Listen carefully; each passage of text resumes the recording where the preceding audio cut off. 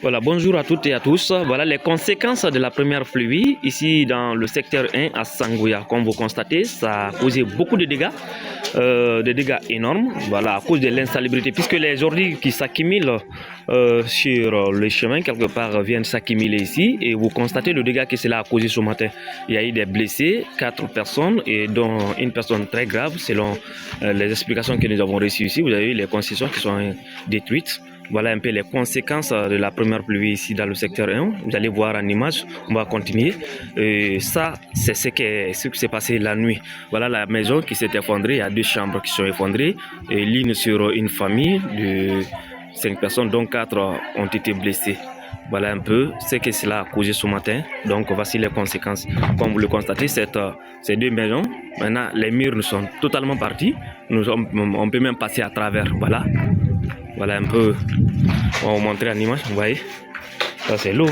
Voilà comment les murs sont, voilà, vous pouvez constater, voilà ce qui s'est passé ici à Sangoya, ce matin, voilà, là c'est le chef-secteur qui est là, dans le but de sensibiliser un tout petit peu la population, même si on peut dire que ce n'est pas évident. Voilà, on nous dit que tout est parti d'ici parce que les ordures sont venues. Vous voyez, il y a un caniveau ici, mais qui a été bouché par les ordures, par ce vieux matelas, voilà, qui est venu boucher le trou du caniveau. Maintenant, les ordures sont venus s'accumuler comme vous constatez, et cela a poussé l'eau à se trouver un autre chemin. Et c'est ce qui est allé causer des dégâts. Vous avez vu, les clôtures qui sont effondrées totalement.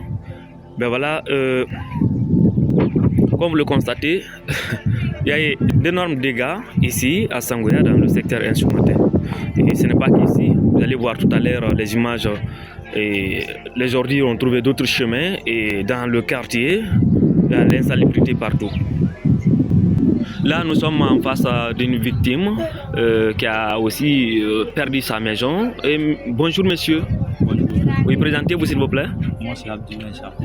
Voilà, monsieur Sako, ce matin nous constatons que votre maison s'est effondrée. Expliquez-nous ce qui s'est passé. Vraiment, je prends la parole aujourd'hui avec le cœur lourd.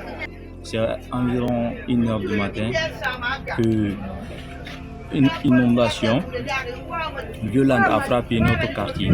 On a pu s'enfuir dans l'urgence, mais sans rien emporter. Et cette catastrophe n'est pas due seulement à la pluie, elle est aussi la conséquence de l'insalubrité. Imaginez toutes les ordures qui s'accumulent de la cité en Koseng, en passant par le marché, toutes ces ordures qui se regroupent passent ce chemin. Et c'est ce qui a bouché le fossé, et les ordures ne passaient pas non plus.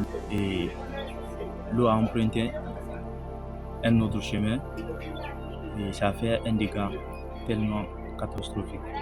Alors, il y a eu des blessés? Oui, il y a eu 4 blessés.